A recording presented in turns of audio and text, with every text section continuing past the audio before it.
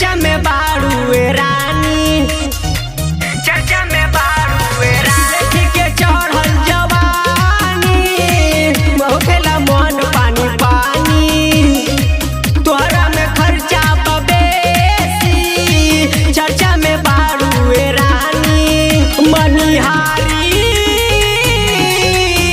मनिहारी में भाव बड़ी कालू, करेगा तू पहिलिया जालू, करेगा तू पहिलिया जालू, करेगा तू पहिलिया जालू।